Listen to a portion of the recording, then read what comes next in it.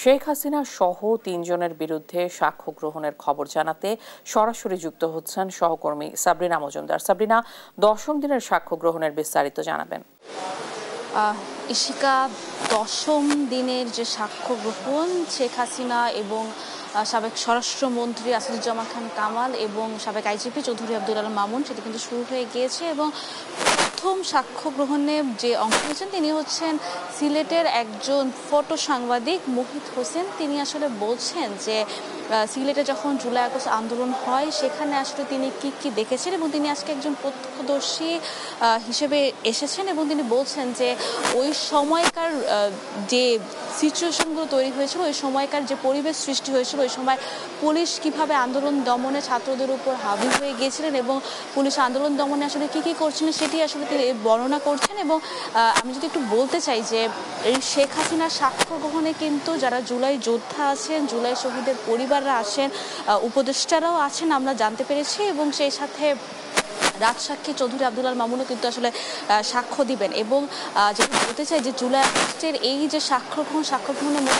মধ্যে কিন্তু প্রতিদিনই আসলে আমরা নতুন নতুন ঘটনা আসলে সম্পর্কে জানতে পারছি, যে আমরা কিন্তু টেলিভিশনের মাধ্যমে বা সংবাদ মাধ্যমে যতটুকু জানতে পেরেছি সেইখানে সেই সময়কার সময় আসলে যে মানুষরা বা যারা আসলে উপস্থিত ছিলেন তারা কিন্তু তাদের সামনে যে ঘটনাগুলো সেগুলো আসলে তারা তুলে ধরছেন। এবং সেখানে কিন্তু এজলাসও আসলে স্তম্ভিত হয়ে গেছেন যে জুলাই আগস্টের সময় আসলে এই সবও হতে পারে। সেখানে কিন্তু আজকে কিন্তু শুধু আসলে প্রত্যক্ষদর্শী কিংবা জুলাই যোদ্ধা যারা আছেন তারা আসবেন না, সেই সাথে চিকিৎসকরাও কিন্তু আসবেন এবং তারা আসলে এখানে এসে বলবেন যে আসলে চিকিৎসার সময় যে জুলাই অভ্যুত্থানে যে ছাত্র জনতারা যারা বিভিন্ন হাসপাতালে চিকিৎসা নিতে গিয়েছেন তারা আসলে কিভাবে বাধার সম্মুখীন হয়েছে এবং সেই সাথে সাবেক প্রধানমন্ত্রী শেখ হাসিনা আসলে কিভাবে বিভিন্ন হাসপাতালে আসলে তাদের বিভিন্ন মন্ত্রী বা তাদের নিচে যে পুলিশ কর্মকর্তাদের মাধ্যমে আসলে কিভাবে চাপ প্রয়োগ করেছে হাসপাতালে।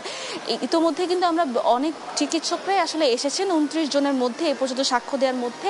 সেখানে কিন্তু তারা বলেছেন যে বিভিন্ন হাসপাতালে কিন্তু আমরা শুনতে পেরেছি যে শেখ হাসিনা আসলে নির্দেশ দিয়েছিলেন যাতে করে কোনো ট্রিটমেন্ট না দেওয়া হয়, এবং সেই সাথে আমরা আরও শুনতে পেরেছি যে বিভিন্ন সালমান এফ রহমান এবং আইজিপির কথোপকথনও শুনতে পেরেছি যাতে বিভিন্ন হাসপাতালে যদি চিকিৎসা না দেওয়া সেগুলো শুনতে পেরেছি। আজকেও কিন্তু আমরা আসলে এরকম কোনো তথ্য শুনতে পাবো। তবে একটু যদি জানিয়ে দিতে চাই যে সবাই কিন্তু আসলে অপেক্ষায় আছে যে রাজসাক্ষী চৌধুরী আব্দুল আল মামুন আসলে কবে সাক্ষ্য দিবেন।